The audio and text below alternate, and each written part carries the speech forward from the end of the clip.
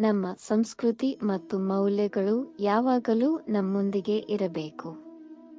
ಚಂದಾದಾರರಾಗಲು ಮರೆಯದಿರಿ ಮತ್ತು ಮನಸ್ಸು ದೇಹದ ಒಂದು ಭಾಗವಾಗಿದೆ ಮತ್ತು ಆತ್ಮಕ್ಕೆ ಯಾವುದೇ ಸಂಬಂಧವಿಲ್ಲ ಎಂಬುದನ್ನು ನೆನಪಿನಲ್ಲಿಡಿ.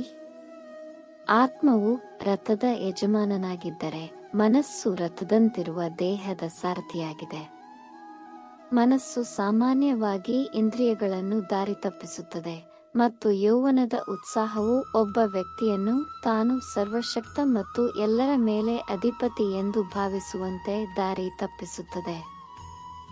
ದೀಪವು ಆರಿಹೋಗುವವರೆಗೂ ದೀಪದ ಕೆಳಗಿನ ಕತ್ತಲು ಹೇಗೆ ಗೋಚರಿಸುವುದಿಲ್ಲವೋ ಹಾಗೆಯೇ ಯೌವನದ ಹಿಂದೆ ವೃದ್ಧಾಪ್ಯ ಮತ್ತು ದೌರ್ಬಲ್ಯ ಅಡಗಿರುತ್ತದೆ.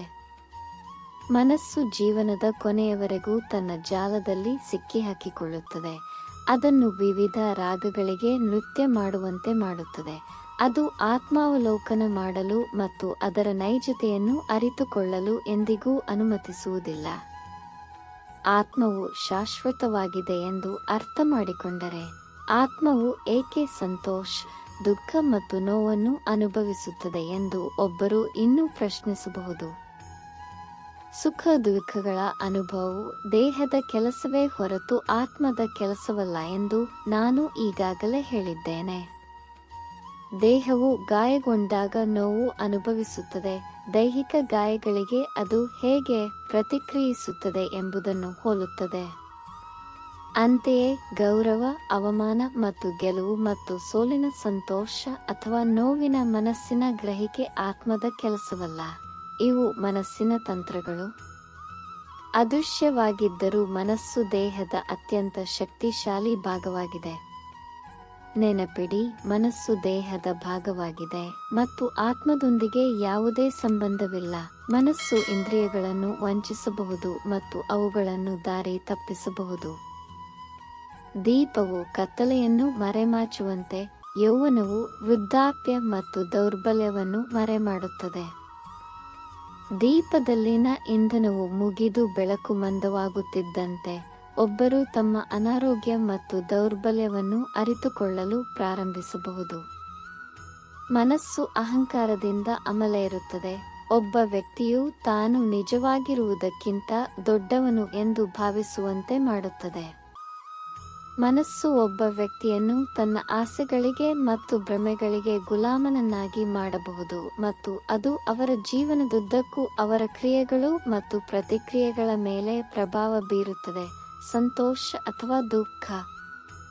ನಿಮ್ಮ ಆತ್ಮವನ್ನು ಆತ್ಮಾವಲೋಕನ ಮಾಡಲು ಮತ್ತು ಗುರುತಿಸಲು ನಿಮಗೆ ಸಾಕಷ್ಟು ಬಿಡುವು ಇಲ್ಲ. ದೈವಿಕ ಬೆಳಕು ನಿಮ್ಮೊಳಗಿದೆ ಮತ್ತು ದೈವಿಕತೆಯನ್ನು ಅನುಭವಿಸಲು ಒಬ್ಬರಿಗೆ ಕೇವಲ ಭೌತಿಕ ದೃಷ್ಟಿಗಿಂತ ಹೆಚ್ಚಿನ ಅಗತ್ಯವಿರುತ್ತದೆ. ಅದಕ್ಕೆ ಮನಸ್ಸಿನ ಕಣ್ಣುಗಳು ಬೇಕು. ಆದರೂ ಒಳಗಣ್ಣುಗಳನ್ನು ಮುಚ್ಚಿರುವೆ. ಹಾಗಾದರೆ ನಿನಗೆ ದಿವ್ಯ ದರ್ಶನ ಹೇಗೆ ಸಾಧ್ಯ? ಅಂತರಂಗದ ಕಣ್ಣುಗಳು ತೆರೆದುಕೊಳ್ಳದಿದ್ದರೆ ಅದು ನಿಮ್ಮ ಮುಂದೆಯೇ ಇದ್ದರೂ ನೀವು ಪರಮಾತ್ಮನನ್ನು ಗ್ರಹಿಸುವುದಿಲ್ಲ. ದೈವಿಕವನ್ನು ಜೋರಾಗಿ ಚರ್ಚಿಸಲಾಗುತ್ತಿದೆ, ಆದರೆ ಅದು ನಿಮಗೆ ಏಕೆ ಸ್ಪಷ್ಟವಾಗಿಲ್ಲ?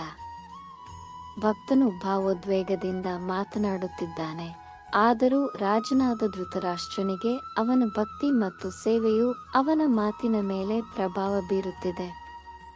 ಅವನು ಶ್ರೀಕೃಷ್ಣನ ವಿರುದ್ಧ ಅಥವಾ ಅವನ ಒಡೆಯ ಧೃತರಾಷ್ಟ್ರನ ವಿರುದ್ಧ ಮಾತನಾಡಲಾರ. ಸಂಜಯ್ ಜಾಣತನದಿಂದ ದೈವಿಕತೆಯನ್ನು ನೋಡಲು ಒಬ್ಬರಿಗೆ ಕೇವಲ ಭೌತಿಕ ಉಪಸ್ಥಿತಿಗಿಂತ ಹೆಚ್ಚಿನದ ಅಗತ್ಯವಿದೆ ಎಂದು ತಿಳಿಸುತ್ತಾರೆ. ಮನಸ್ಸಿನ ಕಣ್ಣುಗಳು ನಿರ್ಣಾಯಕವಾಗಿವೆ. ಧೃತರಾಷ್ಟ್ರನು ದೇಹ ಮತ್ತು ಮನಸ್ಸು ಎರಡರಿಂದಲೂ ಬಂಧಿಸಲ್ಪಟ್ಟಿದ್ದಾನೆ. ಕುರುಕ್ಷೇತ್ರದಲ್ಲಿ ಏನಾಗುತ್ತಿದೆ ಎಂಬುದರ ಬಗ್ಗೆ ಸ್ಪಷ್ಟತೆ ಕೇಳುತ್ತಿದ್ದೀರಿ.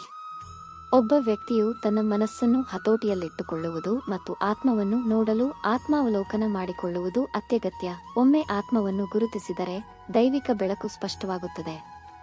ಈ ಪರಮಾತ್ಮನ ಗುರುತಿಸುವಿಕೆಯನ್ನು ಸ್ವಯಂ ಸಾಕ್ಷಾತ್ಕಾರ ಎಂದು ಕರೆಯಲಾಗುತ್ತದೆ. ಆತ್ಮವನ್ನು ಗುರುತಿಸುವ ಆತ್ಮದ ಹೊರತಾಗಿ ಯಾವುದೇ ಅಸ್ತಿತ್ವವಿಲ್ಲ. ಮನಸ್ಸು ಜೀವಿಗಳನ್ನು ಮಾಯೆಯ ಭ್ರಮೆಯಲ್ಲಿ ಸಿಲುಕಿಸುತ್ತದೆ. ಅದರ ರಾಗಗಳಿಗೆ ಅವುಗಳನ್ನು ನೃತ್ಯ ಮಾಡುತ್ತದೆ. ನೀವು ಮನಸ್ಸು ಮತ್ತು ಆಲೋಚನೆಗಳ ನಿಯಂತ್ರಣದಲ್ಲಿ ಇರುವವರೆಗೆ ಅದು ನಿಮ್ಮನ್ನು ಕುಶಲತೆಯಿಂದ ನಿರ್ವಹಿಸುತ್ತಲೇ ಇರುತ್ತದೆ. ದೇಹವು ರಥದಂತೆ ಮತ್ತು ಇಂದ್ರಿಯಗಳು ಕುದುರೆಗಳು. ಮನಸ್ಸೇ ಸಾರಥಿ, ಆತ್ಮವೇ ರಥಕ್ಕೆ ಒಡೆಯ. ಇಂದ್ರಿಯಗಳು ಯಾವಾಗಲೂ ತಮ್ಮ ವಸ್ತುಗಳಿಗೆ ಆಕರ್ಷಿತವಾಗುತ್ತವೆ, ಮನಸ್ಸಿನಿಂದ ನಡೆಸಲ್ಪಡುತ್ತವೆ. ಆತ್ಮವು ಮನಸ್ಸನ್ನು ನಿಯಂತ್ರಣಕ್ಕೆ ತರುವವರೆಗೆ ಇಂದ್ರಿಯಗಳು ತಮ್ಮ ವಸ್ತುಗಳ ಕಡೆಗೆ ಓಡುತ್ತಲೇ ಇರುತ್ತವೆ. ಮನಸ್ಸು ಇಂದ್ರಿಯಗಳ ಬಯಕೆಗಳಿಂದ ಪ್ರಭಾವಿತವಾಗಿರುತ್ತದೆ ಮತ್ತು ಅದು ಅವುಗಳನ್ನು ಆ ಬಯಕೆಗಳ ಕಡೆಗೆ ನಿರ್ದೇಶಿಸುತ್ತದೆ. ಮನಸ್ಸನ್ನು ಹತೋಟಿಯಲ್ಲಿಟ್ಟುಕೊಂಡಾಗ ಅದು ದೇಹದ ರಥವನ್ನು ಪರಮಾತ್ಮನ ಕಡೆಗೆ ನಡೆಸುತ್ತದೆ. ಮನಸ್ಸು ಆತ್ಮ ಮತ್ತು ದೇಹದ ನಡುವೆ ತಂತ್ರಗಳನ್ನು ಆಡುತ್ತದೆ. ಮನಸ್ಸನ್ನು ನಿಯಂತ್ರಿಸಲು ಅಭ್ಯಾಸ ಮತ್ತು ನಿರ್ಲಿಪ್ತತೆಯ ಮೂಲಕ ಅದನ್ನು ಕರಗತ ಮಾಡಿಕೊಳ್ಳಬೇಕು. ಕಾಡುಕುದುರೆಯನ್ನು ನಿಯಂತ್ರಿಸುವಂತೆಯೇ ಚಂಚಲ ಮನಸ್ಸನ್ನು ಹತೋಟಿಯಲ್ಲಿಟ್ಟುಕೊಳ್ಳುವುದು ಸವಾಲಿನ ಕೆಲಸ. ಕಷ್ಟವಾದರೂ ಅಸಾಧ್ಯವೇನಲ್ಲ. ಮನಸ್ಸನ್ನು ನಿಯಂತ್ರಿಸುವ ವಿಧಾನವಿದೆಯೇ ಎಂದು ಕೇಳಿದ್ದೀರಿ. ವಾಸ್ತವವಾಗಿ ಇದಕ್ಕಾಗಿ 2 ಸಾಧನಗಳಿವೆ: ಅಭ್ಯಾಸ ಮತ್ತು ಬೇರ್ಪಡುವಿಕೆ.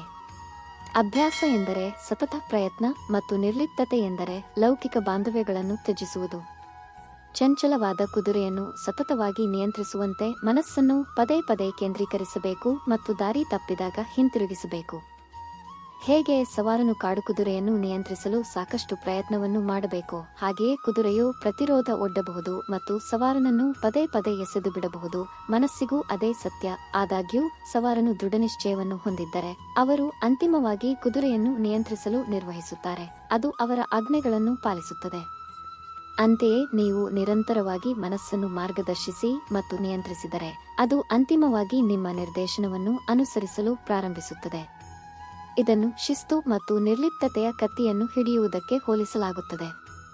ಒಮ್ಮೆ ಮನಸ್ಸು ಶಿಸ್ತಿನ ಮೂಲಕ ಸರಿಯಾದ ದಾರಿಯಲ್ಲಿ ಸಾಗಿದರೆ ಅದು ದೃಢವಾಗಿ ಉಳಿಯುವವರೆಗೆ ಅದಕ್ಕೆ ಮತ್ತಷ್ಟು ನಿರ್ಲಿಪ್ತತೆಯ ಅಗತ್ಯವಿರುವುದಿಲ್ಲ.